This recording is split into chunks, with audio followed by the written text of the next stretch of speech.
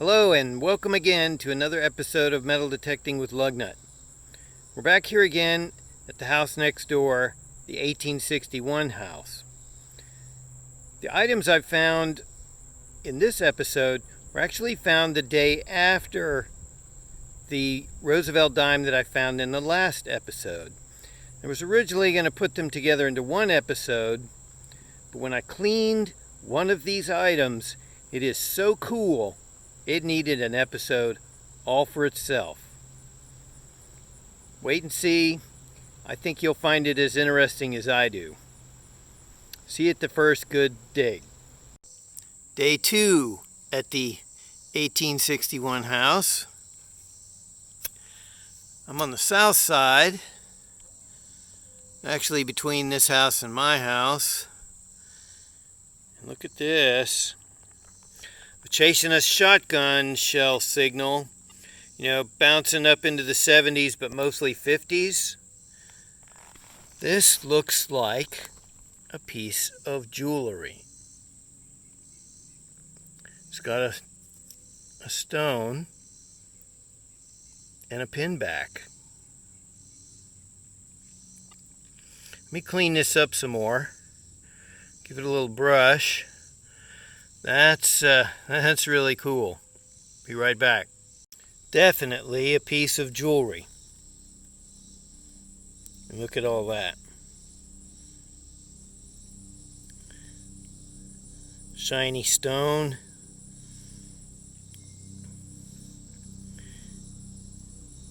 The pin back. That's 1800s. Easy. I love that the stone is still in it. Awesome. Next target.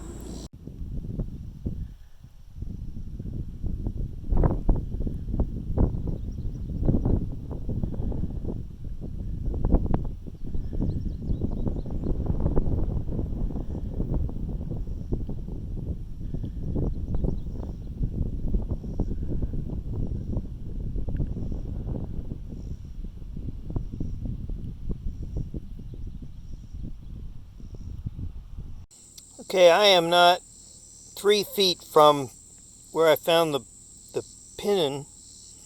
This is a tiny little thing,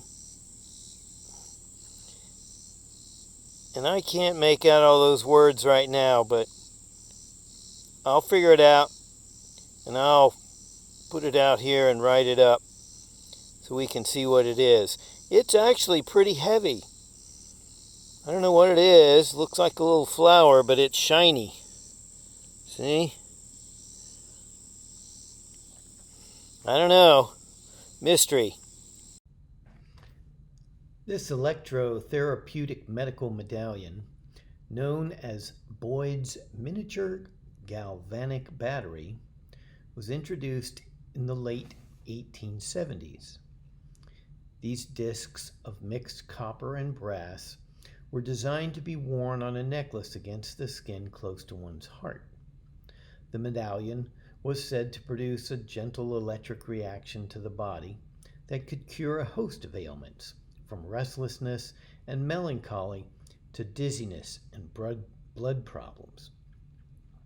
The galvanic properties were released by the different metals reacting to the moisture of your skin. Some people claimed that they tingled as it worked to draw out the bad energies from your body and replace them with good energy. It's a very interesting piece of 19th century medical quackery. The battery itself is approximately 1.25 inches in diameter and is composed of 12 individual discs of copper, brass, sometimes silver and nickel, surrounded by a central copper rosette, itself with a brass disc plugged into the center, all of which is encircled by a brass ring.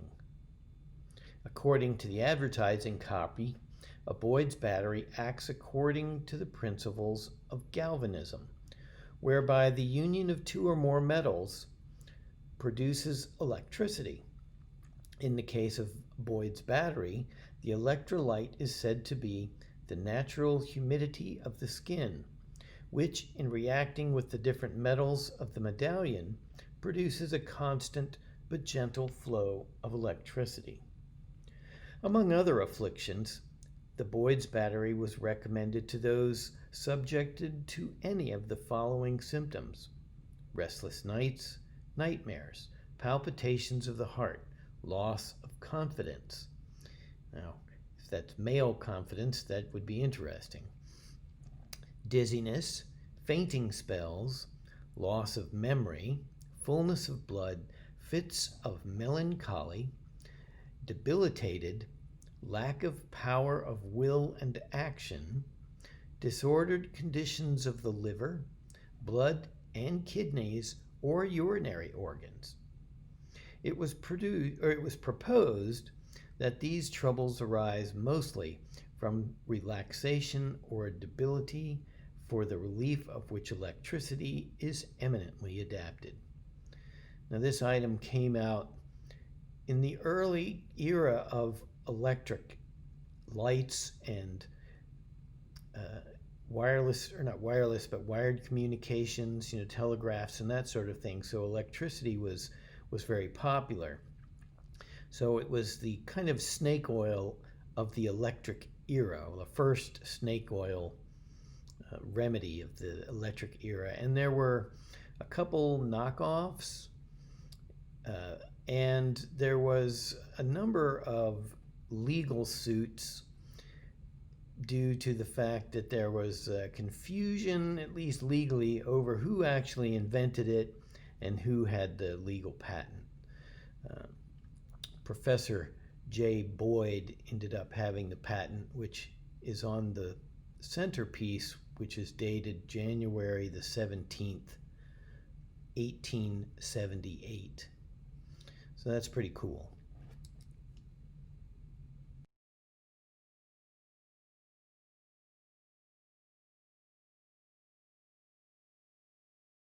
Next target is a button, two-piece.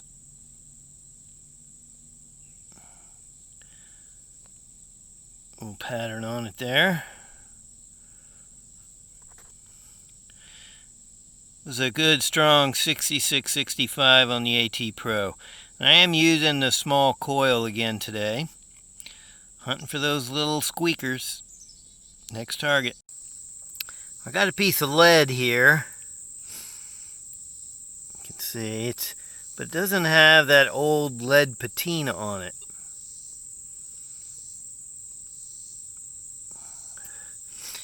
I don't know what that is.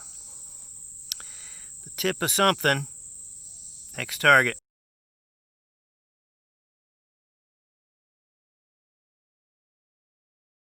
Now there's a big rusty piece of what looks like maybe a wood stove cover on a stove. A burner. It's a burner cover or something like that. That was a screamer, but it had that rusty scratch in it for sure. Not very deep. Next target. There's an axe head. Look at that. That's a big one. I'll keep that.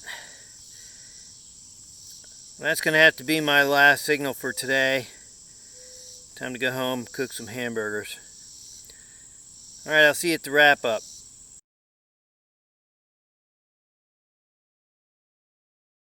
Here's the wrap up for day 2. Again, just a couple hours up there. We got giant heavy pieces of metal, axe head, stove, burner top. I don't know what either of those are. Big chunk of lead for my buddy Pat. Nails, another piece of lead for my buddy Pat. I don't know what that is.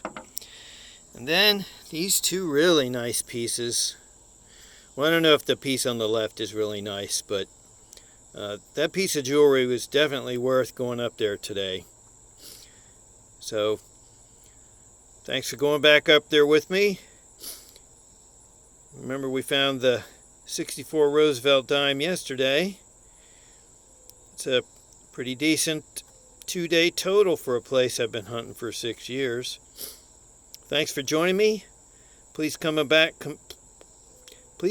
again next time when we once again go looking for what's under the grass. Bye for now.